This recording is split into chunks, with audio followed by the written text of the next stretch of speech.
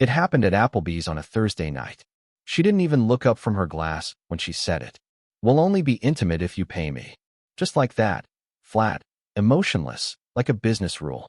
The words didn't sting right away. They just froze everything inside me. The noise of the restaurant faded. The hum of conversations. The clinking of silverware. Gone. I sat there, watching her laugh at something on her phone, pretending we hadn't just rewritten our marriage into a transaction. Her name's Claire. A financial consultant, sharp as a blade, always in control. She used to call me her anchor. Now I was just a liability. Across from her, the same phone buzzed, the one she kept face down whenever we were together. I noticed the initials M.L. flash across the screen before she turned it over. Her client. The investor she'd been meeting for months. I didn't confront her. I just nodded, finished my drink, and left cash on the table. Outside, the night smelled like cheap asphalt and fried food. I started my Chevy Silverado and sat in silence, hands on the wheel, watching my reflection in the windshield. For a moment, I thought about the man she was texting, the one who could afford her new wardrobe, her wine tastes, her sudden disdain for Dunkin' coffee in the mornings. She'd moved on to imported beans and private brunches. That night, I didn't go home. I parked behind the old warehouse near the plant and sat there until sunrise. Something had shifted. I wasn't angry. I was empty, clean, like a system rebooting after a crash. She had sold what used to be ours, and I realized, from now on, nothing about me would be for sale. The next morning felt like a rerun of a show I'd already stopped caring about. Claire sat at the kitchen island, scrolling through her iPhone with that distant, polished calm she wore to client meetings. The smell of coffee filled the air, but it wasn't Dunkin' anymore. She'd ordered some imported roast she said was cleaner. I stood by the counter, watching her type something and smile, not at me. She talked about meeting a potential investor later that evening. Her voice carried that same tone she used when closing a deal, sharp and deliberate. I didn't say a word. I just nodded, like a man quietly measuring the distance between who she used to be and what she'd become. Before, I would have asked where she was going. Now, I didn't care to know. Silence had started to feel stronger than questions. At work, surrounded by blueprints and steel drafts, I felt oddly calm. The machines didn't lie, didn't pretend. Every line had purpose. Every calculation led somewhere. Meanwhile, at home, everything was negotiation, even affection. That night, I checked her calendar on the fridge. Dinner, Applebee's, client. Again. When she got home, it was late. Her perfume lingered before she did. She moved past me without a glance, placed her purse down, and went straight to the shower. I noticed the faintest trace of red wine on her sleeve, a laugh still sitting on her lips. She didn't bother to hide it anymore. Lying in bed later, I heard the hum of her phone and the soft ping of an Uber notification. My body didn't tense, it reset. I realized I was no longer in her marriage, just her house. And houses can be rebuilt. It started with small details. Her receipts from Costco no longer showed the things we used to share. No more 2-packs of coffee mugs, no more my brand of shaving cream. Just things for her, organic meals, candles, wine. Even the toothpaste had changed. The kind of edits people make when they're quietly removing you from their life. I noticed, but said nothing. I'd stopped speaking her language a long time ago. One afternoon, she left her laptop open before heading to a networking lunch. The screen was full of numbers, charts, client names. But between the files, a message blinked from him. "You looked stunning last night." Just words, but clean enough to fit her world. Professional on the surface, corrupted underneath.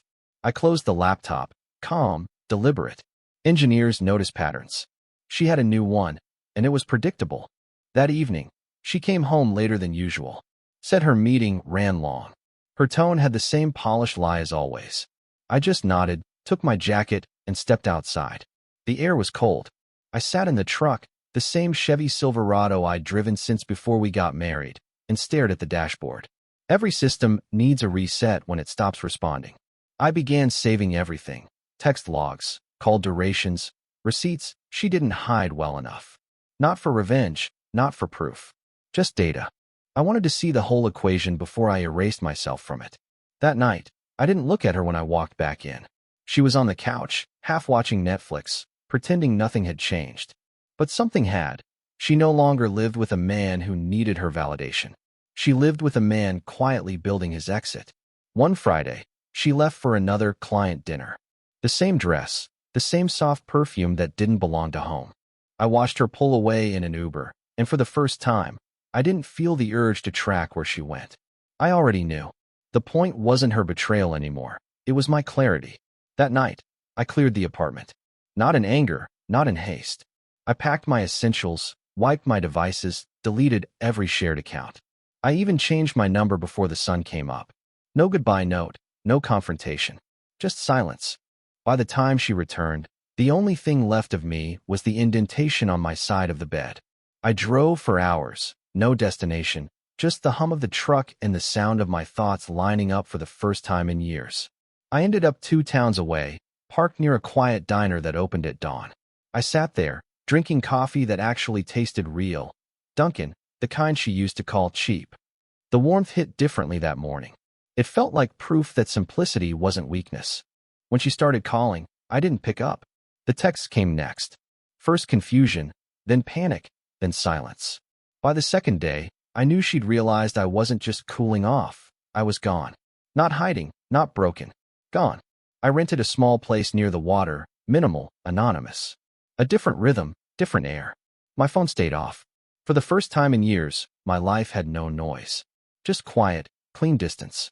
And that silence felt louder than any argument she'd ever started. A week passed before I checked her messages. Not out of curiosity, but closure. She'd written everything from soft apologies to guilt-laced threats. Each text had the same undertone: control. You can't just vanish like this. We need to talk like adults. It was strange how even her panic sounded like negotiation. She'd built her whole life on leverage, and now she had none. I didn't answer. Instead, I focused on rebuilding the part of my life she never touched, my work. I transferred to a different branch, kept my head down, started coding designs for a new automation project. My boss said he hadn't seen me this focused in years. He was right. Freedom gives precision. Then one afternoon, a colleague mentioned something about her client, the investor. Word had spread. His firm was under investigation for financial manipulation, insider trading, falsified reports, bribes hidden as consulting fees. I didn't need to ask who handled his accounts. Claire's name was buried in the paperwork. I didn't expose her. I didn't need to. The system was already collapsing. Every arrogant smile, every night she called me convenient. All of it was coming back to her, through the same numbers she worshipped. That evening, I drove past the city lights, parked by the water, and watched the skyline flicker. I realized I didn't hate her. I didn't love her either. She'd simply served her purpose, to remind me that quiet isn't weakness, it's strategy. When I got back to my new apartment, I turned on Netflix, not to escape, but to fill the silence. For the first time, it wasn't empty. It was mine. News spreads fast in quiet towns. By the second week, people at her firm had started whispering. Claire had always walked through that office like she owned it, always dressed in control. Now, they looked at her differently.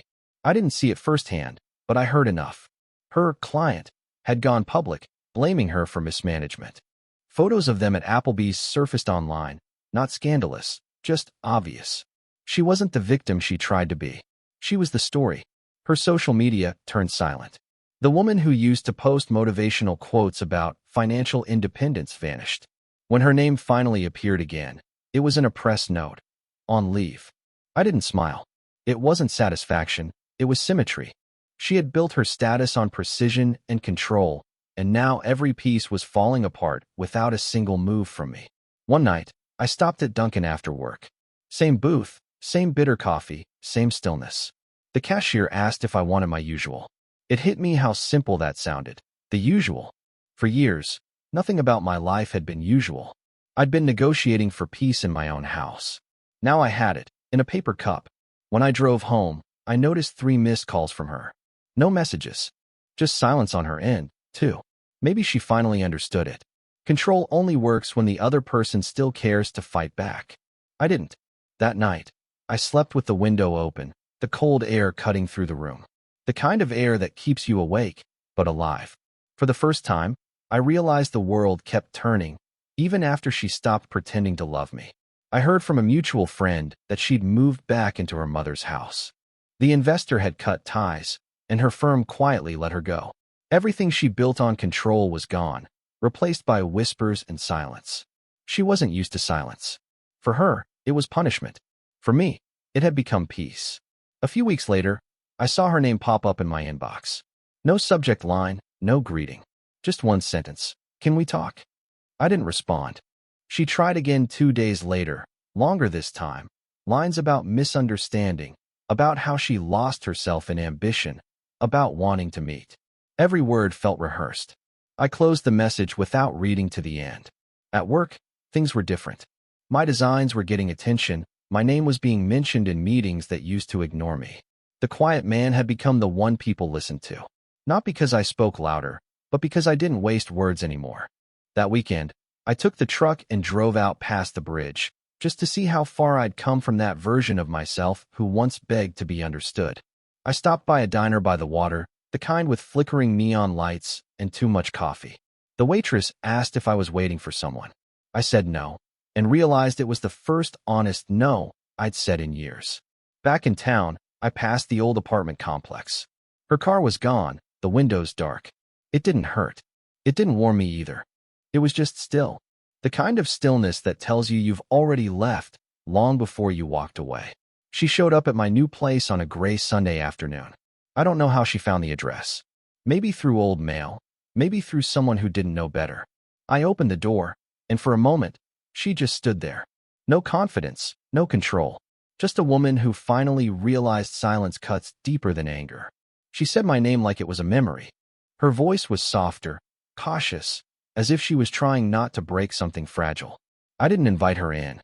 She glanced past me, noticed the bare walls, the simplicity, one chair, one coffee mug, one life that no longer revolved around her. She started talking about closure, about how she'd been lost, how everything went wrong after I left. I let her speak. Words were her world, not mine. When she asked if I could forgive her, I didn't answer right away. I looked at her, the same person who once told me I wasn't worth more than what I could pay for. Now she was standing in front of me, stripped of all the things she used to measure her worth by. I told her she didn't owe me anything, and I didn't owe her a second chance. That wasn't cruelty. It was balance. She wanted a reaction, some spark of emotion to prove she still had influence. But I had none left to give. When she finally turned to leave, she looked smaller, quieter. The echo of her heels faded down the hall.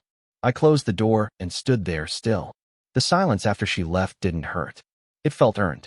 After she left, the quiet settled in again, but this time it felt different, fuller, heavier, almost alive. I didn't block her number. I didn't need to. The calls stopped on their own after a few days. Maybe she realized that reaching out to me was like knocking on a door that no longer existed. The man she once knew was gone, replaced by someone who didn't need to explain his absence. A month later, I saw her at the grocery store. Costco of all places.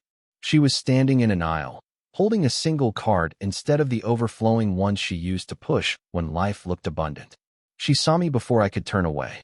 For a second, her face softened, like she was searching for the version of me that used to fill the silence with reassurance. But all she found was distance. She tried to smile, tried to speak, but the words never came. I nodded politely, nothing more. It wasn't coldness, it was neutrality.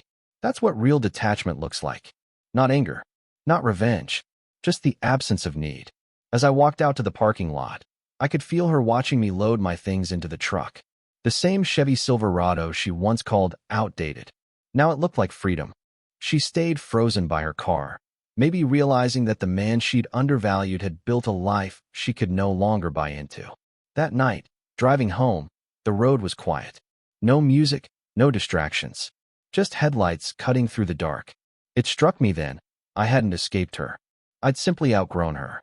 And that realization was worth more than any apology she could ever offer. Months passed, and the seasons turned without ceremony. My life had become steady, morning coffee from Dunkin', long drives to work, quiet dinners by the window. There was no rush anymore, no need to fix what had already been rebuilt.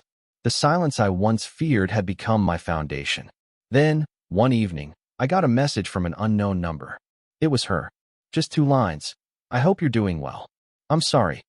I read it once and let it fade into the background, like distant noise from a life that wasn't mine anymore. I didn't delete it. I just didn't respond. Some things don't need endings. They dissolve on their own. A few weeks later, a friend told me she'd started working again, smaller firm, different city. I wished her well in my mind. Not with warmth, not with resentment, just with peace. She'd finally learned what I had known for a long time. Power built on control always collapses, but strength built on silence lasts.